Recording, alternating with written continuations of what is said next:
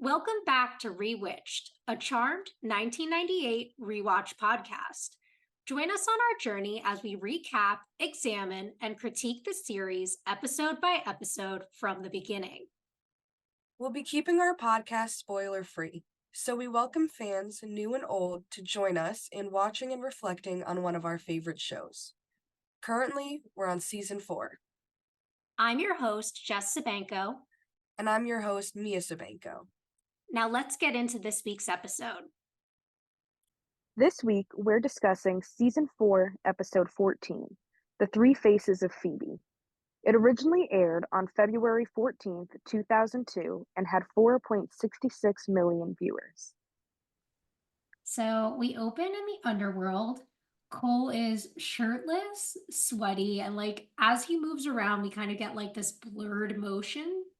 He has a sword in his hand and starts approaching this robed figure who's chanting in a foreign language. And he goes to raise the sword, and the figure tells him to wait. It turns and takes off the hood of his robe, and we see that it's also Cole. And he says, "Wait, you don't really want to kill me, do you?" And Cole says, "But how?" And robed Cole hits shirtless Cole to the ground and takes the sword, putting it up to him, and says, "We are one. I am reborn within you." He says, "I'll fight it. I'll kill us both if I have to. I won't let you hurt Phoebe." He says, "You won't have a choice." And he stabs him, and Cole screams. Then we cut to Phoebe's room where it's night, and Cole wakes up all sweaty and dramatic, and Phoebe is fast asleep next to him, and he just pulls off the blanket. Oh my god. This is already getting so intense and clearly not gonna go well. Yeah, this dream sequence we're getting here is a really interesting depiction of what's going on in Cole's psyche with this. I guess we'll refer to it as this possession of evil that's going on. I think one thing I want to pay attention to throughout the episode is we're going to see kind of like when Cole went evil in season 3, he's just going to look disheveled the entire episode, which I think is so funny. I know, they just make him look awful. Like, Cole was evil his whole life. He knows how to be put together decent. But I But guess it's just I get it. It's like, again, back to showing him as that addiction kind of reference. exactly. And the way that they portray it though, and that no one is suspicious enough because the last time Cole was looking like shit like this, it was because he went evil. So how did no one think that that's what was happening? You know, the things they don't pick up on never cease to amaze me, Because especially at this point in their like charmed careers. literally. But we're getting a little ahead of ourselves. At this point, I'm just really interested in the way that here, Cole's main thing still is protecting Phoebe from the demon within, right? Which I think is going to be an interesting part of this episode and potentially his storyline going forward throughout this possession. I 100% agree.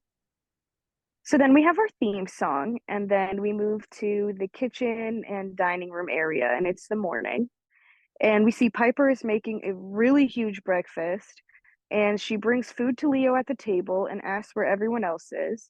She says, "I don't understand. We're all supposed to eat together, to celebrate." And he's like, "Sisters." And he's just trying to eat, but she calls for Phoebe and Paige. Paige orbs in sloppily and knocks her over, but they get up. And Paige says, "Obviously, the landing can still use a little work." And Piper says, "You've been practicing this?" She says, "Yeah, I didn't want to say anything until I knew for sure I could do it." Says, "Ah, food. Thank God I'm starving." And she sits down, and Leo says, "That's the orbing. Burns a lot of calories. Why do you think I married a chef?" And Paige nods as she eats, and Piper's like, "I can't believe your powers are already advancing. This is just another reason to celebrate." Then her and Leo are just kind of passing the food around, and Piper's like, "You're both very welcome." And Paige says, "Oh, thank you, honey. I just want to eat fast so I can get to work on time for a change." And she says, "I understand, but still, it's not every day that we vanquish the source of all evil. I mean, the least you could do is wait for Phoebe and Cole." Then Phoebe walks in with like these really bad baby bangs, which ugh, and says Cole's not here and that she just wants coffee. And Piper's like, "What is the matter with you people? Our mortal enemy is gone, dead. Is there nobody else besides me that's happy about this?" Then Paige walks over and hugs her and says, "Absolutely, honey. I'm thrilled. Thank you for the spread. Have a good day." And she leaves, and Leo hears the white lighter jingle and says that he has to go. Maybe they want to congratulate them. Then he grabs another biscuit and says, "For the road," and orbs out. And Phoebe closes her eyes and says, "Does he have to do that so brightly?" Then Piper sits down and says, "Well, that'll teach me to try to be in a good mood. What's the matter with you?" And she says, "I don't know. I went to bed and I was really happy. And then I woke up this morning and I had this horrible feeling about Cole." And Piper's like, "Cole?" She says, "Yeah, it's kind of hard to explain. It feels like a premonition trying to come out, but it never quite does. But whatever it is, it's not a good thing." And she says, "Well, that doesn't sound supernatural. That sounds super normal. You've got cold feet. Every bride to be does. Trust me, even I did."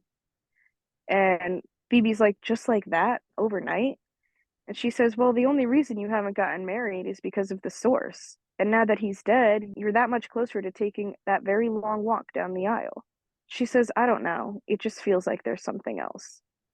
There's a sister having a concern and another sister dismissing it. Hmm. I mean, I can't speak to this. I never got married, but like, I don't know, this idea that like you feel like something's wrong right before you're about to get married, it always just sounds so weird to me. And I wonder if that's like a real experience or something that just happens in like TV and movies.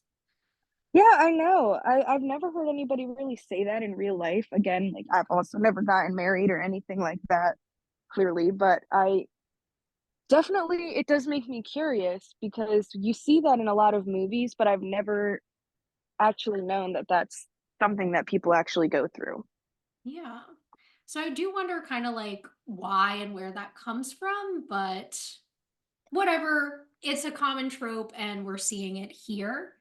In terms of the setup in the beginning, like Leo just eating everything in sight, hilarious to me. But again, like Piper worked so hard on this breakfast that was apparently for like 55 people because who the fuck I is know, eating all right? that? But whatever. And then Paige like wanting to get to work and kind of return to her normal life. It works for me. I'm interested to see kind of like what's going to happen with that, why the elders are calling. And then let's just take a moment. RIP to Phoebe having beautiful hair and hello to Phoebe's disaster bangs. Oh, I know. Ugh, it disappoints me every time I have to see it, like where these bangs came from, why she ever thought this was a good idea. I I mean, don't luckily, understand why it was ever a trend because baby bangs are the most hideous hairstyle on earth. I absolutely agree. It looks disgusting. Luckily, Alyssa Milano, there's nothing she can't like. She always looks good, but yeah, no, the baby bangs just really throw off everything, and I don't know why she ever thought that was a good idea. Yeah, no, they're bad. They're very, very bad. And I just can't wait for the hair to grow out and be normal again because no. You and me both, genuinely. Like she walked in and I was like, oh yes, I forgot about the baby bangs. I agree. I forgot that it happened that quick. And I love that there was no like words to it because they're making it sound like this was the day after they vanquished the source. Yeah, like it's the next morning. When the fuck did she cut her hair? In the middle of the night, Like she just where woke up and she was like, let me take yeah, out the let me just scissors. chop all this off. Who She's knows, like, I'm man? having a weird feeling about Cole. I'm just gonna cut some bangs real quick. Yeah, chop my whole hair off. Ugh, sad. Very sad. Like she did not have time to go to the salon and it shows because the haircut's awful. Precisely. It's like that 5-year-old look when they little kids try to cut their own bangs. Like, come Yeah. on. Ashley did that one. She had baby bangs because she cut them herself when we were like little kids. I did that too. I cut my own bangs, but they didn't turn out like baby bangs. And I had mom fix them. I mean, they were kind of, but could have been worse. Yeah, no, because like I have just gotten bangs, right? And I guess she wanted them too, but instead of like being like to my mom, like, can I get a haircut? She just kind of did a little cut. And I think she cut them to like here, but when my mom like fixed them, they ended up baby bangs and it wasn't a good look. Oh my God, Ash, that's hysterical. All right. Well, aside from that, it does feel a little plot sticky that she's like all of a sudden having this feeling about Cole right when this happens. But I guess, she is a very intuitive person and does have that power of connection and does have that like soul bond with Cole. So, Yeah. And I will chalk it up to that. And I think the episode is going to kind of make reference to this a little bit later. So I'll kind of talk about it more then. But I agree. Like the cold feet thing does feel like a dismissal, but I do think what she's feeling is not that. It's something supernatural, like you're saying. absolutely. So then we cut to the underworld, and Cole flames in, and the seer is there, and he's like, how did I get here? She says, the source's magic brought you. I see you accepting that very soon. And he grabs her throat and he's like, you never told me I'd become the source if I've helped vanquish him. She says, don't be naive. I told you of my vision, of you and I doing great things together.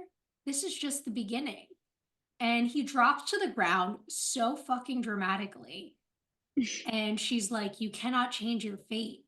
As you can see, the evil inside you won't allow it. He says, I'll fight it. I'll kill it. I'll find a way. She says, there is no way. If you weren't clinging to the love for your witch so vigorously, it would have overtaken you by now. But it's only a matter of time. And after the source has fully assimilated you, his power will protect you, shield you from her premonitions.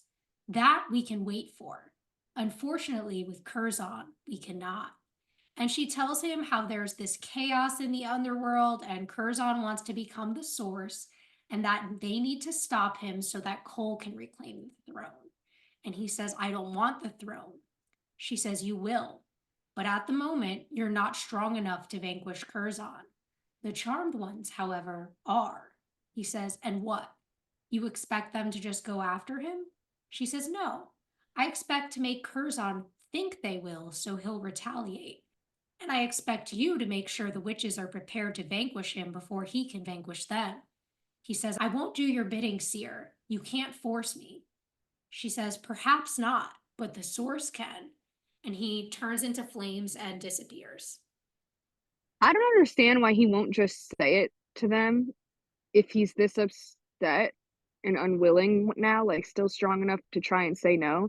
Like, can't he just take the power stripping potion? I'm wondering how much control the source has over him because it seems like he can't say anything to Phoebe, right? And it seems like he can't do anything because this whole time, and I've always wondered this about this storyline. I'm like, well, why doesn't Cole just tell Phoebe and then she'll give him a fucking potion and then the source will be bye That's what bye? I'm saying. Like, it doesn't make sense. And I wish we got more clarity on why that's not a possibility. Because if the show, even if it felt plot sakey, explained it to us in some way, I'd be like, okay, guess that's our reason. But here we just kind of have to like assume that the source is so strong or something. Yeah, it's not really giving us much of an answer. We kind of just have to assume that because otherwise, I don't see why he wouldn't be able to just, like you said, tell her and get this a little more figured out. Yeah, be like, oh my God, like the source is possessing me ever since we vanquished the source. Like, let's get him out. Exactly. It definitely brings up questions that I do wonder if the show will ever answer us. I feel like in this episode, I definitely don't have clarity, but maybe later in the season. Yeah, maybe we will get some answers. You know, we'll see. As of now, we're going to have our questions, but I guess it still fits storyline wise. Yeah, and I mean, here, I mean, we're obviously getting the idea that the source's magic is doing things that he doesn't want it to. Like, it brings him to the seer. She's telling him that he can't change his fate and that, like, he can't fight the evil inside of him. And that kind of the only thing keeping him split from the source completely taking over at this point is his love for Phoebe, Hmm. which I think is really interesting. And we can continue talking about that as we get later into the episode and even as we continue on throughout the season. But the other thing that's obviously getting set up here is that there is a demon named Curzon who wants to be the source, and the seer kind of has this plan to have the charmed ones vanquish him. Though I do Yeah, wonder I'm if she's definitely being curious about this part. straightforward with us because, as we've seen, the seer plays it close to the chest. So back at the manor in the bathroom, Cole flames in and is looking super disheveled. He breathes heavy in the mirror and walks into the hall where he runs into Phoebe. And she says that she didn't hear him come home and asks where he was. And he says, I had to get out of the house for a while, you know? And she says, no, actually, I don't know. Do we need to talk? And she looks at him seriously, and he says that he has a migraine and he has to go, so he leaves. Then Piper walks over and says, what's the matter? And Phoebe says, I wish I knew. And she goes, oh, that would drive me crazy. Like if my boyfriend were just disappearing and coming back looking like a mess, I'd be like, what the hell is wrong with you? Like, what's going on? Talk to me, you know? And like this is what I'm talking about. Like the last time he looked all disheveled and disgusting like this, it was when he was turning evil. So like Yeah, wouldn't you be like putting two and two together and be like, something's going on? Because there's so much here that is just plot sake. For one, him not being able to say anything to her, which again is a confusing part of the story, and then her not asking enough questions because like you'd think that she can piece these things together. Like her not seeing what's going on is plot sake. yeah, absolutely. I mean, I'll give it even the rest of them didn't see what was going on, but I guess for Phoebe at the very least, you could give it that slight bit of like denial and kind of like that love blindness sort of thing. But But she she still should be a knows little something's suspicious. wrong. Like it's not like she's Yeah. completely oblivious. Because if she was completely oblivious, I could be like, well, she doesn't want to see it. But she knows something's wrong and she's not willing to think about what it so clearly is. Yeah, I absolutely agree. And especially as we get later into the episode, like I don't get how she's not questioning it. And I'll call that out more when we see it. But I do appreciate Piper's little concern here and asking like what's going on and Phoebe being like, I have no idea. Yeah, I agree. So then we go to this weird building and we see a demon who I'm assuming is Curzon, and he is assigning different demons jobs and saying that if they complete them, they can return home. And they all start shimmering out. And then the seer walks in and says, you will not live to lead the underworld. And he says, have you seen my future, seer? She says, a lone but powerful witch will soon be on your trail. You must kill her now while she's still vulnerable. And another demon says, her loyalties are with the last source. Don't trust her. And Curzon says, and why would you want to help me? And she says, because I've always allied myself with ultimate power. And if you kill this witch, nothing can stop you from becoming the next source. Bro, she's good with that manipulation, I must say. Like the seer is nailing it. I know. Like her and Cole are really on par with their manipulations, and I'm kind of like loving it. Like, I love this evil, manipulating female villain. Like, it's really Me like too. working. It's very strong for sure. And like I'm really curious to see like where her character's going and like what she gets out of Cole being source versus like Curzon or any other demon. Like why does she so desperately want Cole to be the source?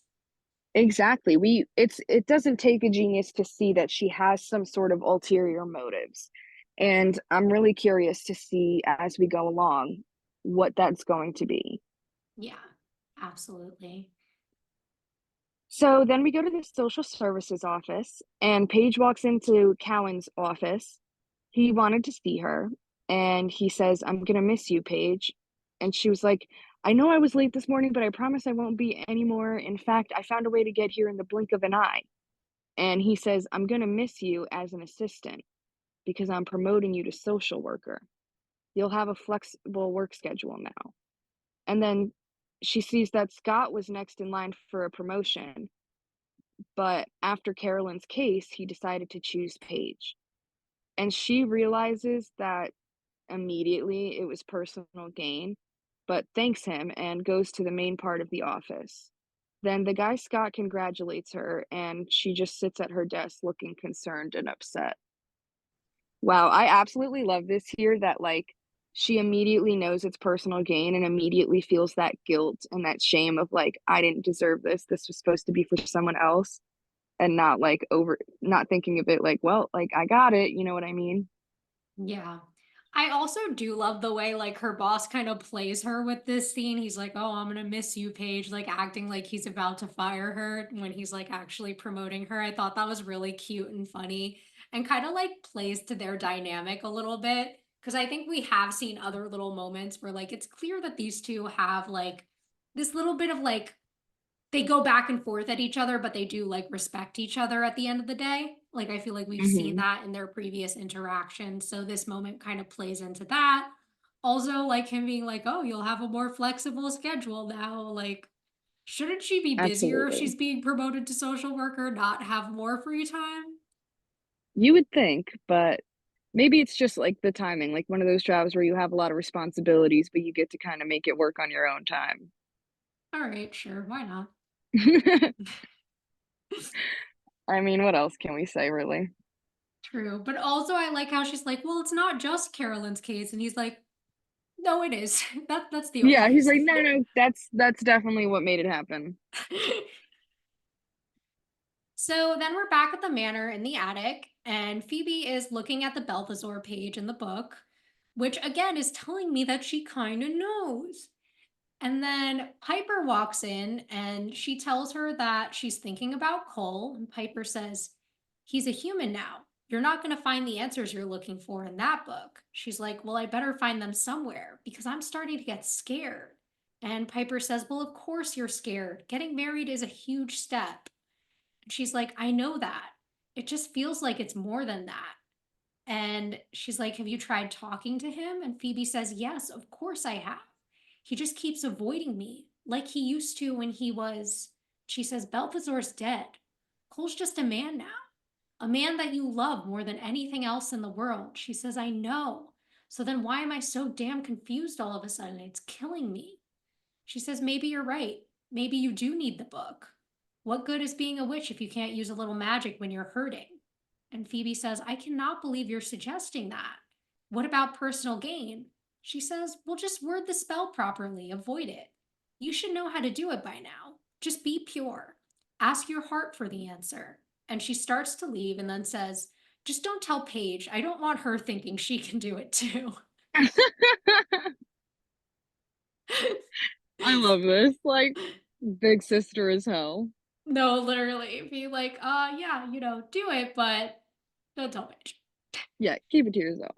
Yeah, you're definitely right because she can clearly see it, like, very obvious, and after the confusion of, where the source's powers might have gone once it was released from the Hollow, and now Cole's all of a sudden been acting weird, like, you would think she'd probably start to get that slight idea. So, I don't know, it's just a little confusing to me. And maybe she is, and maybe it's just kind of like Piper being like, "No, there's no way," that really like thwarts her away from it in this scene. Like maybe that's why she's not thinking it because she's hearing someone else telling her that like having these thoughts is crazy. So she's like, "You know what? No, Piper's right. Like, obviously, that's not what's going on, even though, like, maybe deep down she does know it." And I think part of her wants to deny it, and the other part of her is like being convinced by what Piper's saying here. Yeah, and we've always known Piper to be the one that's kind of most likely to avoid anything that might be, like, magic related, She's just very much like, "No, no, no, no, no, couldn't be, like, I don't want it to be," you know what I mean? Yeah, yeah. So maybe we can chalk it up to that. Maybe that's what's going on here. And kind of playing into this idea that Phoebe's afraid of getting married, which I think has been like a thing all season and is such a like trope. But I don't know. Maybe it's just me and like how I think about things.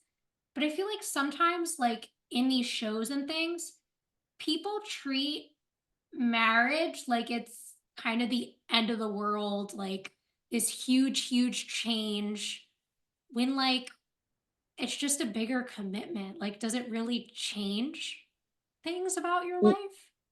Yeah, it really doesn't do that much. I mean, I would think, but Like, all you again, I do guess there's is go from like a personal commitment to a legal commitment. Like, it's still kind of like, does it really change anything about your relationship, your dynamic? I don't think so.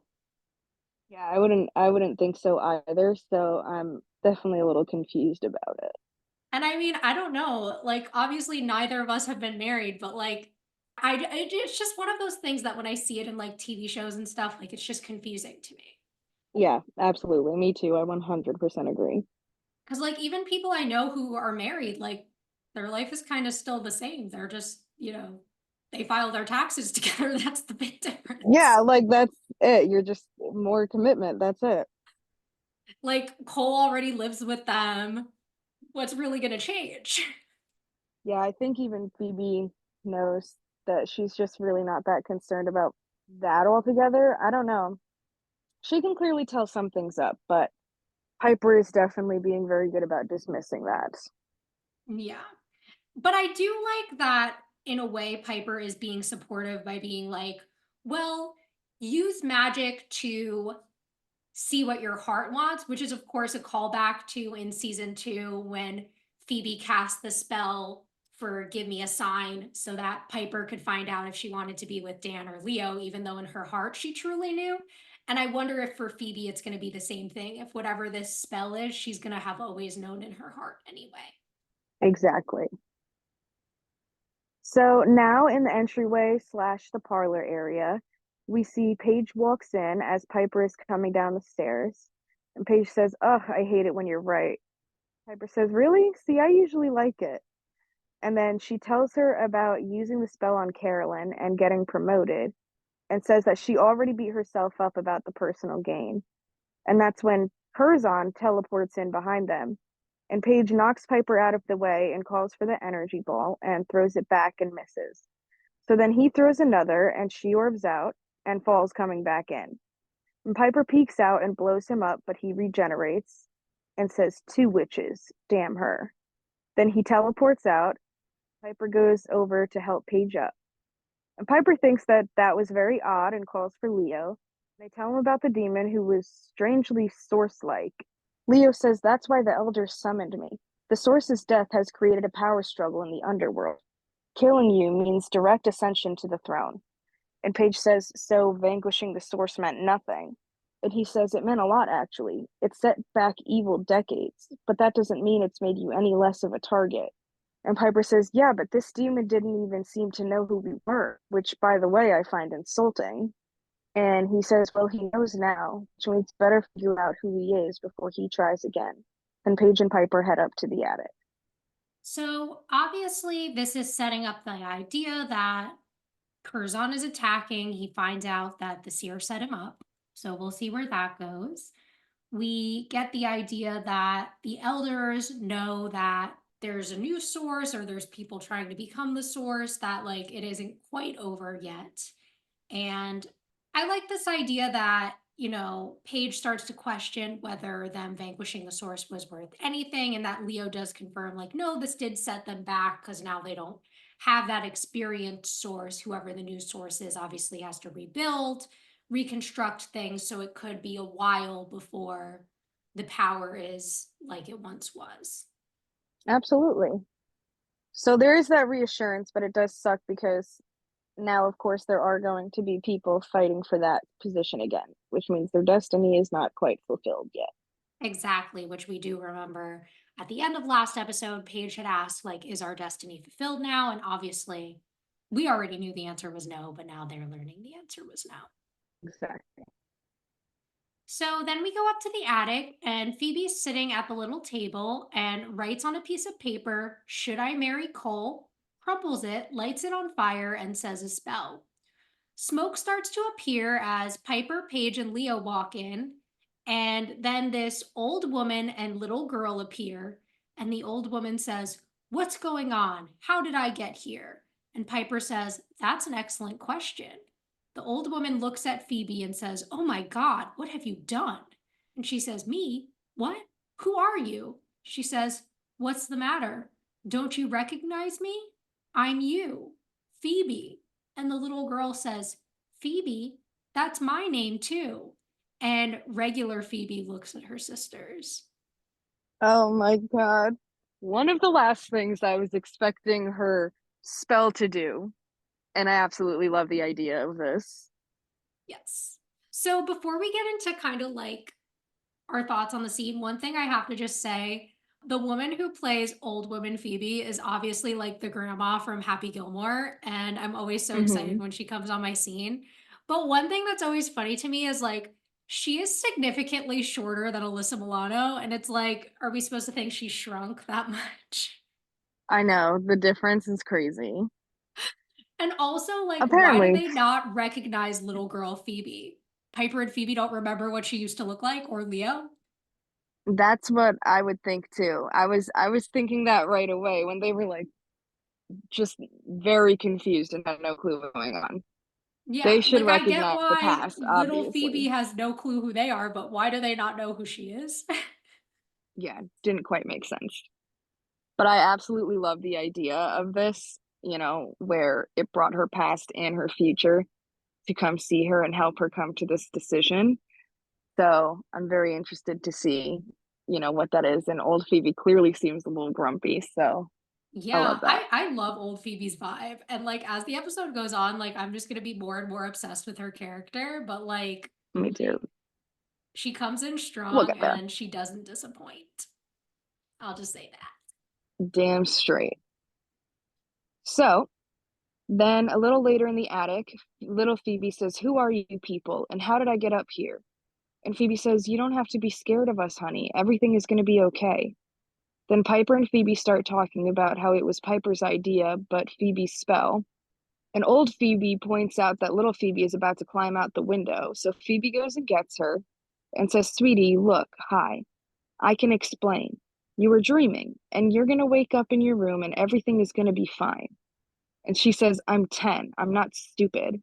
And she runs out yelling for Grams, and Cole walks in and asks what's going on. And old Phoebe says, "Cole?" And he's like, "Who are you?" And she says, "Maybe this will refresh your memory." And she bitch slaps the crap out of him. And Piper and Paige cover their mouths, and Phoebe asks what that was about. And she says, "Ask him." And Leo's like, maybe we should go look for little Phoebe before she escapes into 2002. And Piper's like, "Yes, we will do that. And you talk to your future self and fix this fast." And Cole says, "Future self?" And Leo's like, "What about the demon?" Then Piper tells Paige to look in the book, and her and Leo go. Then Cole says to Phoebe, "You want to tell me how she got here?" Phoebe says, "I cast a spell to hear my heart's desire. And I guess my past self and my future self showed up to help me listen." And he says, "What desire did you want to hear?" She says, "Well, that's between me and me." And then she starts to go and tells old Phoebe to come with her. And old Phoebe turns to Cole and says, "Worried?" And we see Paige flipping through the book and says that maybe Cole can help. But he flames out behind her and she turns around and is annoyed that no one is helping her. Like it's so well put together, so well paced. Like I was saying, everything about old Phoebe in this scene, she is the best character of this episode, hands down. Oh my god, absolutely. I live for old Phoebe in this episode. The Like way she I'm comes up and just obsessed. bitch slaps Cole immediately, my favorite, dude. I Love love it. it. I also love little Uh, Phoebe. She's like, I'm 10, I'm not stupid. yeah, I know. Phoebe's always been sassy, I swear. Love it. Definitely suits the character. So I feel like there's a lot going on here, things kind of being confusing for everyone and them all trying to figure out and get things situated. It works for me, and I'm definitely looking forward to like the upcoming scenes and the progression between Definitely. all the characters.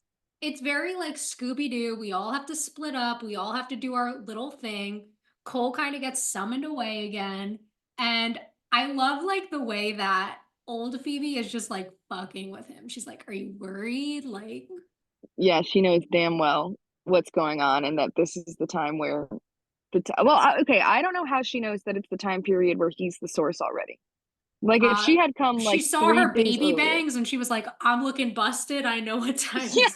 Yeah. Oh, I remember when I got those done. Fair enough. Fair enough. Oh my god, that's funny. She's like, I got baby bangs the day he became the source. Genuinely. But imagine like she actually came back like right before, so Cole just has no idea. Yeah, he's just like, "What the fuck happened, bro?" Like, would've been so horrible. But no, she knows. And I also love Paige in this scene. She's just like, why is no one helping me? Like, it's so funny. Yeah, I know. All alone.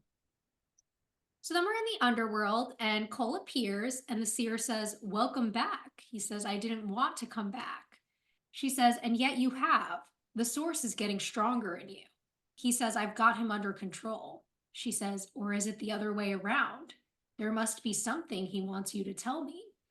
He says, maybe it's that your plan is going to fail because he knows that Phoebe's conjured up her own way of seeing into the future, her future self, somebody who will be all too willing to tell her what I can't. What's the matter? You didn't see that coming? So, yeah, here we're getting that implication that Cole can't tell her, but we don't Right. really know why. Yeah, exactly, you're right. And then she says, I don't need to see the future to know about good witches. They're overly cautious by nature. Her future self will be too afraid to say anything that might make things worse for her and her sisters. She'll preserve the future. He says, how do you know? She says, I've been a seer longer than you've been the source. You'll learn to trust my instincts. He says, I'm not the source. She says, but you will be very soon. It's your destiny. He says, my destiny is to be with Phoebe. You won't change that, and neither will this thing inside of me. She says, your love won't be enough to save you in the end. You'll see. Curzon will be attacking them again very soon, this time more prepared. You better hurry back if you want them to survive. And he flames out, and the seer's eyes go white. He's always predicting something. I know. So, one thing here, and this is the biggest plot sake of this episode, is that future Phoebe won't reveal that Cole is the source. It definitely is plot sakey, but if she knows how things turn out, maybe she's too scared to risk messing with the future, which is something that they've always been cautious about when they go back to the past. Yeah, but it wouldn't be the first time they tried to change something. But I mean, I guess in the past they've True. learned that they can't. But also, wouldn't she think that the reason Phoebe is able to call her back is so that they can prevent that from happening? Kind of like the time when they travel to the future and they prevent Phoebe from being burned at the stake. Like, couldn't they prevent Cole from being taken over by the source and whatever's going to happen when that happens? Absolutely. However, to future Phoebe, this is her past, not her present. It would be changing her past. Mhm. Do you know what I mean? I don't know. And like, I think as we move later into the show and we see more stuff with timelines, I'll have more questions about this plot and why they couldn't change this storyline. And Mhm. there are obviously reasons that we can talk about later after we see how things play out more, but like, I don't know. It just feels like I love this episode and I hate that I'm having so many questions about it, but I am having questions about aspects like this. No, I definitely agree, and I see where you're coming from, just kinda playing a little bit of devil's advocate about it, you know? Yeah. And I mean, the seer is kind of backing it up here by saying that good witches are afraid of changing the future, which I think is fair, or changing the past, I mean, which is fair Yeah, because they do know that destiny kind of has to play out. And maybe that's the real reason why they can't do anything here, because whatever is going to happen with Cole becoming the source is part of all of their greater destiny. right, absolutely, I definitely agree. But I do like the But way like Cole is kind of like, well, Phoebe's future self is going to say something, and Seer's like, no, she's not. I'm not worried yeah, about it. and you can tell that part of him is actually hoping that she does. Yeah, you can tell it's what he wants. And that's part of, I know last episode we were talking a lot about tragedy. That's part of the tragedy is Cole Mhm. can't say anything and future Phoebe won't say anything. Yeah, it's very unfortunate for him because this isn't the path that he wants to go down any more than anybody else would want him to go down. Certainly not something we want for him because we love our Cole and Phoebe, and it's just going downhill quick. Yeah, like this is not what we want to see happening to him. Ugh, my I heart. know it breaks my heart. So after this, we move to Phoebe's room, and old Phoebe holds up one of her shirts and tells her that no one will take her seriously until she stops dressing like a tramp, and then says that she'll learn. And she picks up Phoebe's photo album and says, "Look at us. We had such promise." And she's like, "What do you mean? Does something bad happen to me? I mean, us? Okay, you know what? I don't have time to play games. There is a demon." And she says, "Don't talk to me about demons. I know plenty about demons." Phoebe says, "Okay, then please tell me what you know about Cole. Look, I'm about to marry him and I have this really bad feeling. Do you remember feeling like that?" And she says, "I remember, but I won't change the past." And Phoebe says, "But this isn't the past, this is the present." And old Phoebe says, "But it's my past, and I intend to keep it that way." She says, "I already saw you slap him across the face, so that's a pretty big coming attraction for my life, don't you think?" And she says, "That was between him and me." And Phoebe says, "I know, but you are me." And okay, can you give me a little hint? Like, do you guys get divorced? Does he cheat on you? Did you ever get married? And old Phoebe says, "What makes you think we aren't married in the future?" She says, "Because there's no wedding ring on your finger. Please, tell me what happened. Look, the spell wouldn't have worked if you weren't allowed to tell me." And she says, "I didn't need a spell to decide what to do. You must make this decision without using magic, just like I did." Phoebe says, "Yeah, and that worked out real well for us, I see." And older Phoebe turns away and says, "Just ask Leo to send me back as soon as possible." She says, "Why don't you ask him yourself?" And she says, "Because I'm staying here, out of the path of history. And don't argue with me. We both know that when our mind's made up, there's no changing it." Regular Phoebe says, "Yeah." See, like, I love every single part of this woman. She is killing it to me. Yeah. Though I do have to call her out a little bit for her internalized misogyny, telling Phoebe that if she keeps wearing her slutty little shirts, that she's never going to be taken seriously in life. I'm going to give a little spoiler. Phoebe's outfits are never going to change. Yeah, they never do. They never And change. I think it's Yeah, fine. I like it. I do too. It's okay. But I don't know. Maybe we'll have some comments on her wardrobe like we used to have about Prue when she would dress certain ways going into a professional setting. But, who knows where Yeah, Phoebe's it's going in the world. something we'll just have to kind of wait and see. But I do like this whole conversation between the two of them and Phoebe's like desperation here while we see old Phoebe very clearly just like not willing to change history, not willing to change the past. And I like the way she's kind of like being a little bitchy to herself. She's like, I didn't need a spell. You don't need one either. Exactly. Poor Phoebe's so desperate right now though. I know. And I do, like you're saying, I really love this dynamic between them. And this kind of brings up what you were saying when we were discussing last scene, in that, yes, for Phoebe, this is the present, but for old Phoebe, this is obviously her past. I like the way that Phoebe also calls out old Phoebe and she's like, I know you're not married because you're not wearing a wedding ring. Yeah, And like it Phoebe's was like, not that hard to figure out. yeah. Got me there. Exactly. And I'm definitely curious to see if we'll find out more of what happened between old Phoebe and Cole as the episode progresses. I think we will. I think so too. So then we go to the living room, and little Phoebe is standing behind a plant, covering her ears and singing Row Your Boat and ignoring Piper, who's trying to talk to her.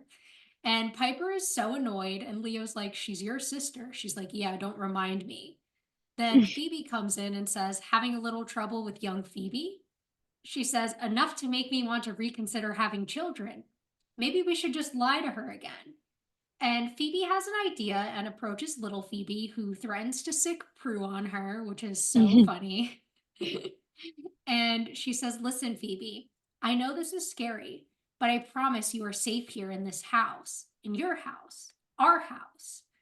You know how Grams talks about magic all the time, and she likes to say that anything is possible just as long as you believe in it? Well, that's what happened. Magic brought you here to your future. See that girl right there? That is Piper, all grown up. And that is her husband, Leo. And I am, and she says, me. And she shows her their photo album and how it starts with pictures of her and then it goes to present Phoebe. And she gives her the album so that she can go to the other side of the room and start looking through it. And Leo says, well done. She says, at least I can get through to one of my selves. I know that woman up there is me when I'm old, but there's nothing familiar about her. I don't know how I got so mean. And Leo says, she doesn't have any idea how to reverse the spell. And Phoebe says, no, she doesn't even remember casting it. How does that happen? And he says, well, the future changes with every choice we make. Some choices change it more than others. All that matters is that she is here for a reason. They both are. And Piper says, to help you listen to your heart. Leo says, and until they do, they won't return to their times. And Phoebe says, well, then I don't think they're ever going to, because old Phoebe is not letting go of this grudge about Cole. Then Cole walks in and asks if they're talking about him. And little Phoebe turns around and says, oh my gosh, who are you? And Phoebe leans down and says, that guy is Cole. He's our fiance. And she's like, wait, you mean he's our prince? The one who sweeps us off our feet? And Cole smiles and Piper laughs. And she's like, Prince? And Phoebe's like, she's talking about Cinderella. That was my favorite story when I was growing up. I can't believe I forgot about that. And Leo says, maybe that's why she's here, to help you remember. And Phoebe smiles at little Phoebe, and Cole says, don't you think you should help Paige to find out who the visitor who dropped in before was, before he drops in again? And they all go and leave Cole with little Phoebe. And she's staring at him with like big hard eyes and is like, hi. I love this whole scene between Phoebe and her younger self. Like, it really is kind of adorable. It is. I mean, Piper in the beginning, obviously, she's always got her little witty comedy moments, which I absolutely love. But I like Phoebe's idea of kind of explaining this to her, and somehow this little girl finds Cole super attractive, even though he looks like She's he's like, three ooh, minutes this away from death disheveled right man now. who needs a shower desperately. Yum. Which Yeah, honestly, you know what? I'm kind of with her, so I'll give it to her. true. Can't act like I'm not still in love with Cole no matter what he looks like. Literally. But I do think it's very cute, like the connection they have, and little Phoebe calling him their prince and being all happy about this. But then, of course, they have other things to take care of. And we see that this is still a big concern in Phoebe's head, and she hasn't made too much progress yet. Yeah, definitely. And the other thing I just want to point out really quickly is this idea that Phoebe's favorite story is Cinderella. Because I mean, minor spoiler, that's not the last time we'll hear that. Like, kind of how we know what her favorite movie is, we'll see her favorite story come up again at some point. Exactly. I was thinking that too. So then we move to Curzon's hangout, and the seer arrives and he holds up a sword to her and says, you sent me up against the charmed ones. She says, I foresaw one witch. How was I to know who she was? He said, that mistake will cost you your life. And she said, don't be foolish. Every source says need me. My visions have brought them all great power. I can do the same for you. I can help you destroy the power of three. With one simple move, I can make you the next source. And he says it's another trick.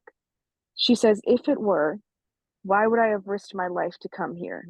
And then he looks at her, and she tells him about Phoebe's past self and that he can extinguish the line by killing her. Damn, Seer, Dun you dun fucking dun. playing all sides here. I know. Manipulation here, manipulation there, a little manipulation everywhere. Exactly. She really wants Phoebe out of the way so that there's nothing stopping Cole from becoming Source anymore. Exactly. And I wonder what that's going to do because we all know Cole is not letting Phoebe go without a fight. Absolutely. So I'm definitely curious to see what exactly her game plan is, and we still don't know what she gets out of this. Yeah. And I also will say, like, I admire her confidence. I admire what a boss bitch she is, just showing up here and being like, no, no, no. Like, I'm going to keep laying the seeds. I'm not afraid. Like, you need me. this is what happened. Let me tell more lies, keep playing you, get what I want. Like, I like the way that she is really the puppet master right now of She everybody. is, genuinely is. And I cannot It's wait to pretty see her bizarre. story continue. Like, I'm fascinated by her. Me too, extremely. So then we're up in the attic at night, and they find Curzon in the book and find out he's an enemy of the source who previously attempted a coup. And Leo says that he's powerful and that they'll need the power of three. Paige says, if he's an enemy of the source, doesn't that make him our ally? And Piper says, no, he's still evil. He's just a different kind of evil.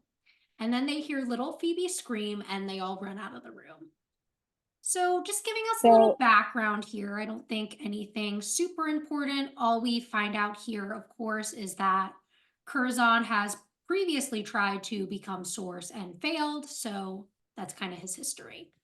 right, absolutely. I definitely agree. There's not too much that we're missing here.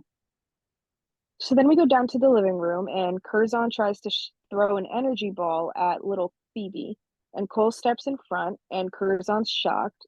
He says, "Leave the girl alone." Curzon says, "Balthazar, I thought you were dead." And Cole says he is. Then a knife appears behind his back, and he throws it. And Curzon says, "It'll take more than that to stop me." And Cole says, "Very well." Then he throws fire at him, and it hits him across the room. So Curzon gets up and says the source. Then the sisters come down and he shimmers out. Phoebe calls for Cole and then sees little Phoebe on the couch, and Cole says she's all right. She just fainted. And she wakes up, and Phoebe asks if she's okay, and she is, and turns to Cole and says, "You saved me." And Leo smiles and touches his shoulder, and everyone else just kind of looks at I love that little him. bro Leo's like, moment. "My I had guy." to write that in there. Like, That's Cole what I'm was just saying. like, it was so cute. I was like, Freaking oh, Leo. I know. I love it so much. So again, I like this little energy. I love that it just happened so perfectly that everybody missed Cole being the source except for Curzon. So I wonder how he's gonna handle this little new piece of information. yeah, I'm wondering too. And I wonder if he's picking up on what the seer is doing now that he sees that obviously, like, the source is in Cole. Exactly. It's a good setup. I'm wondering how like Cole's gonna kind of cover for how he was able to defeat Scare him this away. powerful demon. Exactly. I'm definitely curious about that. So I guess we'll see. So then we come back from commercial. We're still in the living room, and everybody's gathered around little Phoebe. And she's saying it was so scary. He just came out of nowhere, and then everything went black. And Paige brings her some water, and little Phoebe asks who she is. And Phoebe says that she's their cousin. And Piper says, but we think of her as our sister. And Phoebe says, we'll explain it to you when you're older. And then she asks where the scary man went, and they tell her not to worry. But Leo points out that she's Phoebe's fast. And Phoebe says, and him saving her meant him saving me as well. And little Phoebe says, hello, he loves us, remember? And she laughs, and they decide that Leo is going to take her up there. And Paige goes to put away the water glass and notices the knife on the ground and is like, where did this come from? And Cole says, that's Curzon's. He tried to stab me with it, but I got it away from him. And she's like, really? You got it away from a demon? That's impressive. And Piper says, why didn't he use his powers on you? Cole says, who knows? The point is that I stabbed him, which means we have enough of his blood to scry for him. And Paige says that she'll get a map and a crystal and goes. And Piper thinks Curzon is targeting little Phoebe because if he kills her, then there's no charmed ones. Phoebe's like, but how could he know that I conjured her? Piper's like, he's psychic? And Cole says, or maybe the seer tipped him off. Phoebe says, you think she's involved? He says, wouldn't surprise me. And Phoebe tells Cole to help Piper with a vanquishing spell and that she's going to go knock some sense into old Phoebe, and she leaves. Like, Cole, come on now, saying that a little bit plot thicky. Like that, all of these are like signs of like obvious suspicion. It's like it's not even like he's being that smooth with it. Like I feel like they're just Mm-mm. like accepting anything. They're like, yeah, okay, if you say so. Yeah, they're just trusting it. But I mean, I get it at the same time where they feel like he'd have no reason to lie, you know what I mean? And they do trust him at this point. But it's still just like a little bit suspect, I'd say. Yeah, definitely. So then up in Phoebe's room, old Phoebe is holding a picture of her and Cole. And Phoebe walks in and says, I need to send you back fast. And she says, fine with me. Phoebe says, not for your sake, for all of ours, especially little Phoebe's. And the only way for me to do that is for you to answer the question that I asked when I cast the spell. Should I or should I not marry Cole? A demon just attacked downstairs and nearly killed the little Phoebe, which means that he nearly killed us too. And she says, oh, I know what that means. And she says, then why won't you answer the question? Old Phoebe says, because if I were to say something that could change the future, other lives could be at stake too, not just ours. She says, well, maybe you're supposed to change the future. Maybe that's why you were sent here. If there's one belief that you and I still have in common, it's that magic happens for a reason. Isn't it possible that you're being given a second chance? She says, to do what? And Phoebe says, to keep me from turning into a bitter old lady like you. Then old Phoebe looks away and she says, please, I've lost so much already. Don't make me lose myself too. And she shakes her head and says, sorry, I can't. Phoebe says, then I guess you've doomed us both. And she goes. And old Phoebe looks back at the picture and then away. See, we can tell she's considering it, you know? She definitely is starting to a little bit of what Phoebe's saying, but also is just so worried about changing the past. Yeah. And I really like the way that the show plays with this idea of Phoebe having these conversations with her different selves. We're with her younger self because she truly knows her younger self. She knows exactly what to say to convince her.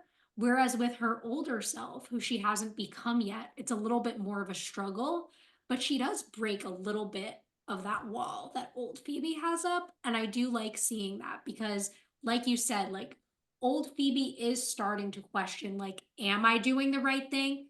But also at the same time is so worried about changing the past and risking other things by doing that. Exactly. And I can definitely understand the confliction in her head for this. And like you said, she doesn't, like regular Phoebe doesn't know how to talk to this lady that she becomes because she's not her yet. Definitely, it's definitely very interesting the way that this is all coming about. I also love the way that they start with that image of her looking at the photo and end with it as well, because there's so much confliction for her, obviously, about Cole, who we can assume is the great love of old Phoebe's life, no matter what happened between them, which obviously we'll hear a little bit more about in a few scenes. Exactly. So then we're down in the conservatory, and Piper's working on the spell, and Paige is scrying while Cole is pacing back and forth. And Piper tells him to stop because it's distracting, but he can't. And Phoebe walks in and sits next to Piper. Piper asks how it went. She says, I still can't get through to her. And Cole says she didn't say anything about the future. She says, nope, she's worried about the consequences of changing it. And he nods, and Paige says, but she is your future. You can't change that. And Piper says, yes, we can. Our last trip to the future proved that. Phoebe's not burning at the stake anytime soon. And Paige says, well, maybe you'll let me cast Phoebe's spell and get my own sneak preview. Find out what happens if I take the promotion or not. And Phoebe's like, you got promoted? And Piper's like, yeah, by way of a spell. And her friend Scott got stuck with the consequence. And Phoebe's like, uh-oh, personal gain. And Cole's like, if you don't vanquish Curzon soon, he'll become the next source. Then all of a sudden, personal gain won't seem so important because you'll all be dead. And Phoebe tilts her head at this because she's kind of like, why are you killing our vibes? And Paige finds Curzon on the map and he's across town.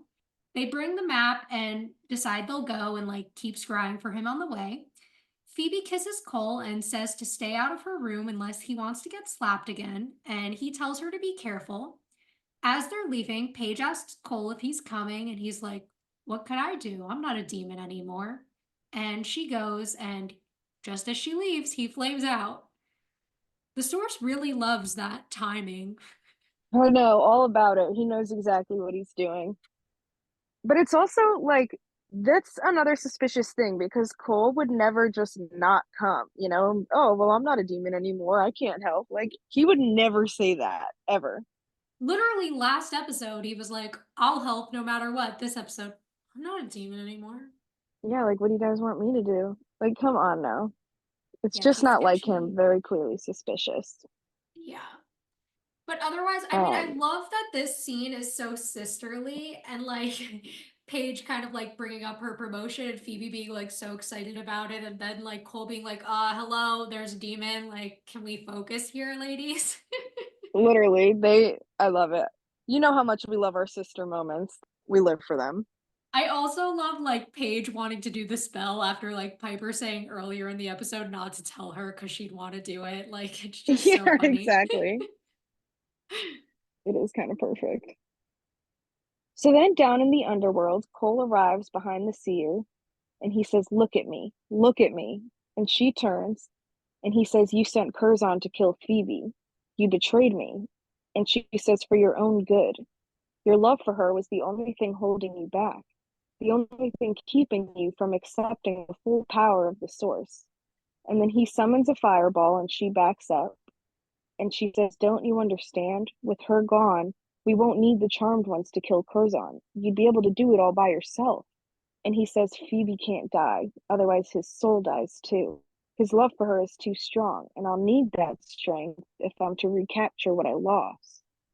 And she says, "His love, the source is finally showing through. You'll have to kill her eventually. Our plan depends on it."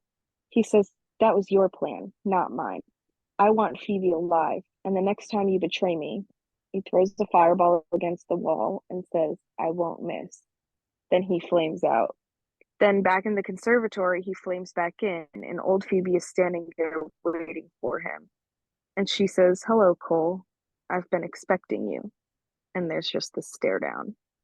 So I love everything about this little like scene combo here.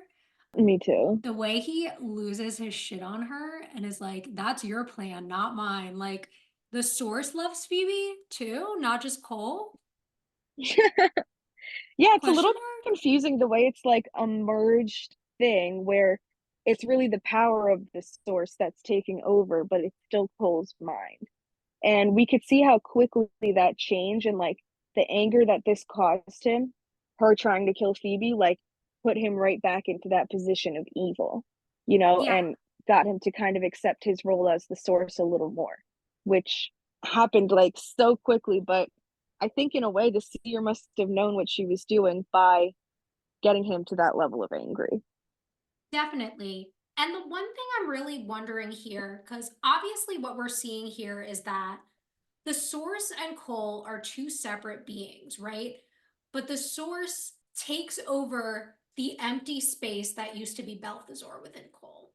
So I'm wondering, with the previous source, was this like source persona, whatever we want to call it, possessing whoever that demon used to be before he became the source as well? And because there was no human half, there wasn't the same split. He completely took over the demon. Yeah, I guess you're right. Because he wouldn't have had that. Like he wouldn't have had a soul because he was never That human. exactly. So I think you're probably right. That must have been what happened to him too, and he was able to just fully transform. And I also do wonder what it means and if the show is going to continue to explore it for Cole to be half demon who's possessed by the source and half human who has a soul and has love and has a life, and how like those two things have to beat each other out inside him. Like I wonder how the show will continue to develop and explore that.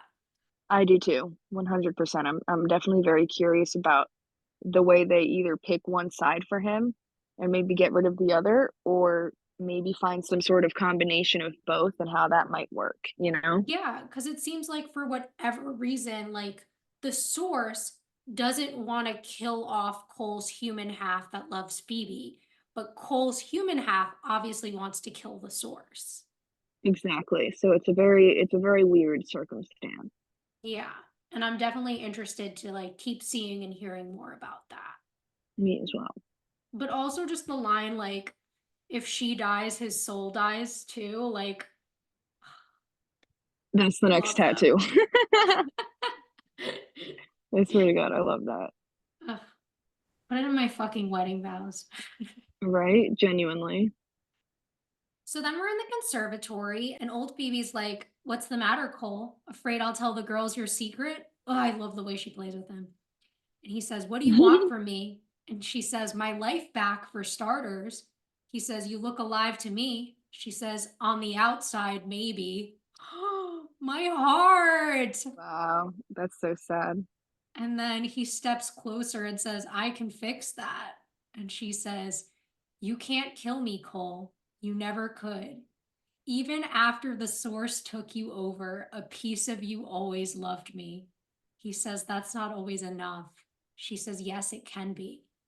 I never married you, Cole. I called it off. And once I found out that you were the source, my sisters and I had to vanquish you." He says, "Why are you telling me this?" She says, "Because I've spent most of my life wondering what would have happened if we had married.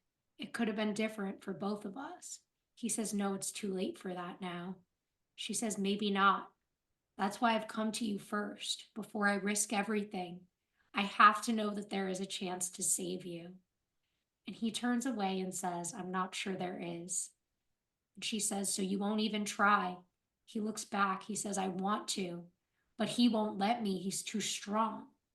She says, "Then I'll tell Phoebe the truth. I'll convince her to save you, to save us." He says, "But if you change the future, Phoebe might die sooner, and so might her sisters." She says, "Magic happens for a reason, Cole. I don't have faith in much anymore, but I do believe that. I have to trust that I'm meant to change this." He says, "You think you're meant to save me?" She says, "Phoebe reminded me that I once had hope, that we had love." And she touches his face and says, "That's why I'm doing this, to keep her from living a life of regret like I lived."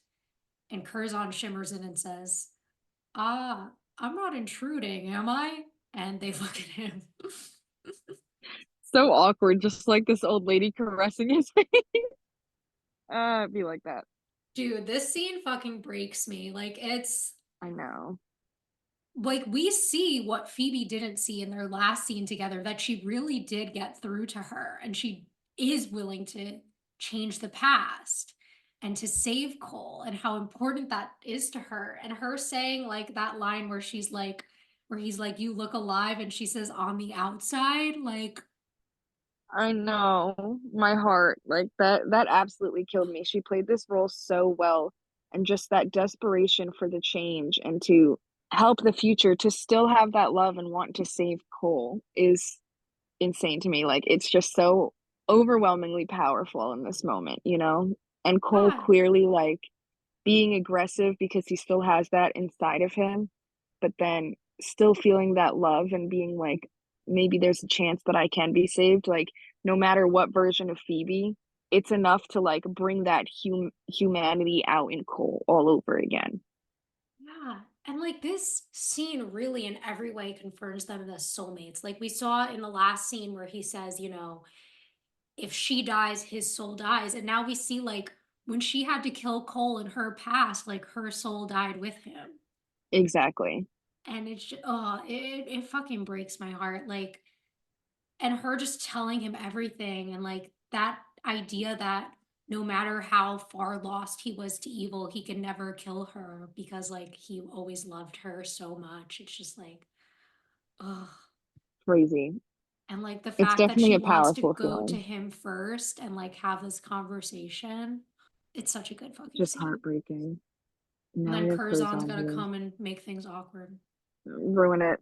Absolutely ruin it. So then out in the street, the sisters are talking about how they lost him and starts crying again. And they see that he's at the house, and Phoebe's like, "We'll never make it back in time." Then Piper looks at Paige and says, "Don't look," and she says, "Don't look at me." And Piper's like, "Why? You did it this morning." She says, "Barely. I went downstairs alone, not across town with two passengers." And Phoebe says that they have to try. And they all take hands. And at first they leave without Piper, and then they end up coming back and orbing with her. It was pretty funny. It's like this cute little scene sliced in between like two really like tragic emotional scenes, and it's just so funny and so random. Yeah, I love it so much. They always got to throw in their little comedy.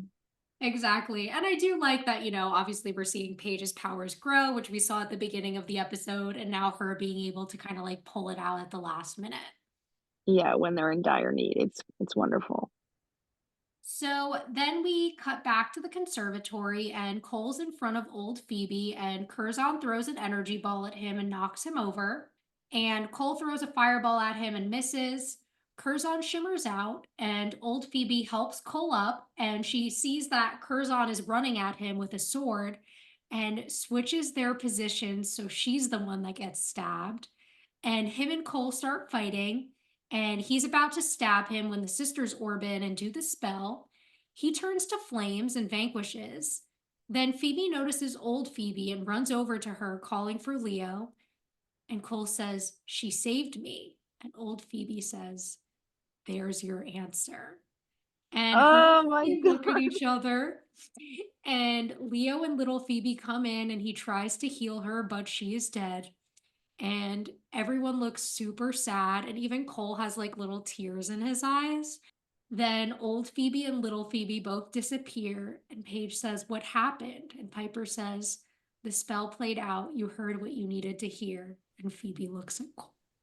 Oh my God. Like this was such a like again, just a tragic scene. I was Like no bawling, other words to like, describe it. oh my God. It's very strong here, because Phoebe didn't get to find out that he's the source, and they still don't have that opportunity to save him right now. But now she knows that she was still willing to die for him in order to give him that chance to be saved and be better and just have that faith in him. And it just like, the soul tie here is insane. Yes, and I love that, like, because in the last little scene, she was talking about how she thinks the reason that she truly lost Cole was because she gave up on them and didn't marry him. And so she thinks that if they get married, that'll change things. We'll find out, but the future's changing already. Like, this is a different Absolutely. decision. Phoebe's probably gonna marry Cole now. Exactly. It definitely changed the future outcome with just this little move. So then we move to the kitchen, and Paige, Leo, and Piper are there. Paige says, "Speaking of orbing up there, when do I get to do that?" And he says, "You shouldn't be in such a rush. You should be proud of what you accomplished. You saved the day." She says, "I didn't save everyone." He says, "No, but that's the great thing about the future. There's always time to change it." And Paige says, "So Phoebe won't die that way?" And Piper says, "No. If I know Phoebe, and I do, she's not going to let her future turn out that way." She says, "Good, but what about little Phoebe? She went back to her time with all this knowledge about the future. Won't that cause complications?" Piper says, "I doubt it. The second she starts talking about magic, Grams will do some hocus pocus to erase all that knowledge." And Paige says, "That's nice." And Piper's like, "That's Grams." So then Paige says she's going to bed and says, "I have a future of my own to change tomorrow." Piper asks if she's decided what to do about the promotion, and she says that she's going to turn it down. And she asks what changed her mind, and Paige is like, "The three Phoebes. She used magic to change her future, but I used magic to change Scott, and that's not so fair. I did the rhyme, I will do the time. Good night." So then she goes, and Piper and Leo smile. And Leo's like, "So what do you think Phoebe's going to do about Cole?" She says, "I don't know, but I don't think we're going to have to wait 40 years to find out." And then they look at each other. So I like this little scene. I like that now that Paige is kind of starting to have her orbing power, she's interested in growing herself as a white lighter more, going up there, that kind of thing. And Leo being like, "Hold your horses, we'll see where things go." And this idea that she is looking forward to her own future here. Obviously, we get the idea that they can change the future, which is something Paige is learning, and what Grams is like, right? Because obviously Paige doesn't know her. So that's a cute little sisterly moment there as well. And of course, Paige deciding that she can't accept a promotion through personal gain. Absolutely. We get a lot going on here, a lot of kind of finishing touches with the rest of them. So I do like this, and I'm very proud of Paige in this moment, and just as curious as the rest of them to see what's going to turn out from Phoebe and Cole after this. So then we go to our final scene of the episode. We're in Phoebe's room. Phoebe's sitting at her vanity looking at the picture of her and Cole, and he walks in. She says hi. He says, she says, had to get out of the house. He says, yeah, something like that. She says, well, at least you came back. He says, you didn't think I would?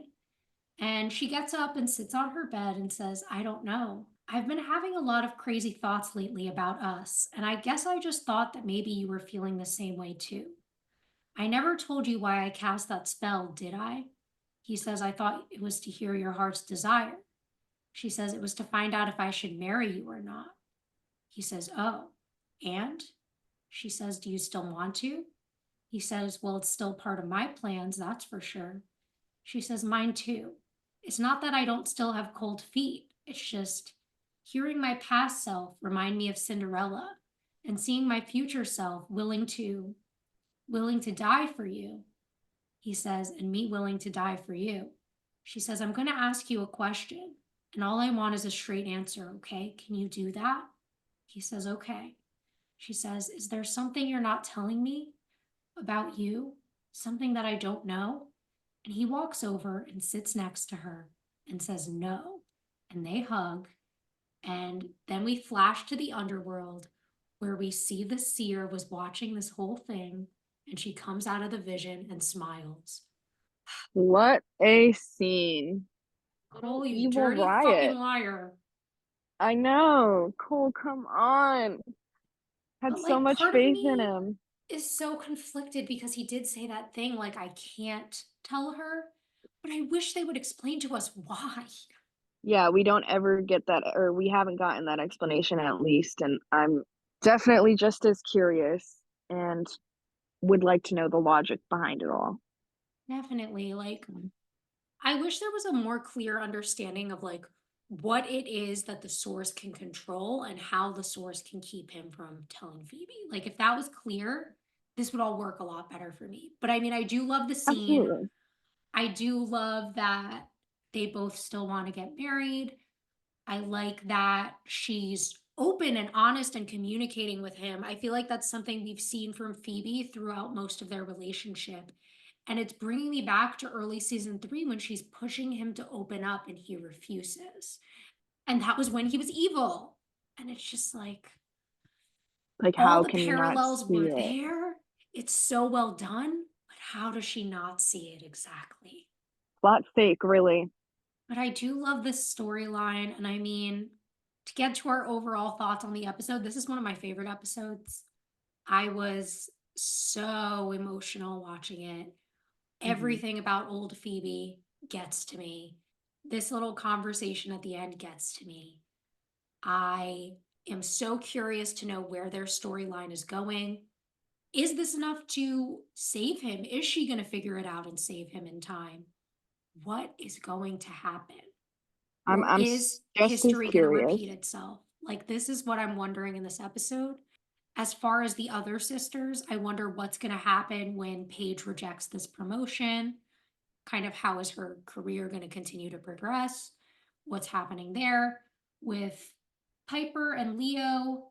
I mean, kids were mentioned again in this episode. At the end of last episode, there was that little joke that they were going to start trying. So I wonder if that's the phase they're in. Like, are we going to see a pregnancy storyline for Piper this season? Like, I really do have a lot of what's going to happen. And I think we're at a really great point at this part of the season where there is so much I want to know and see more of.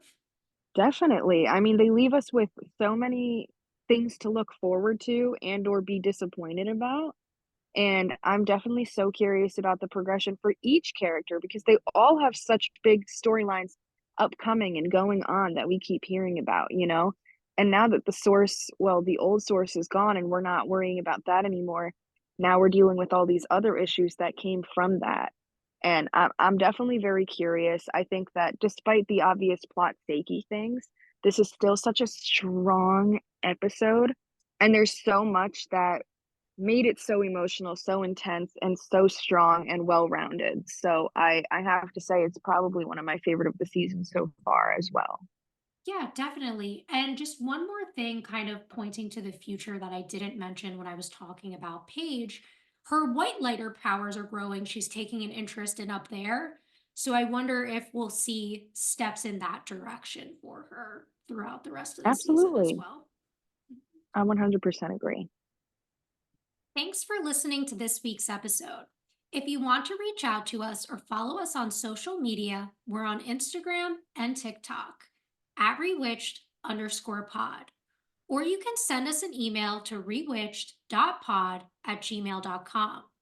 Either way, we appreciate you listening and hope you'll join us back next time for season 4, episode 15, Merry Go Round.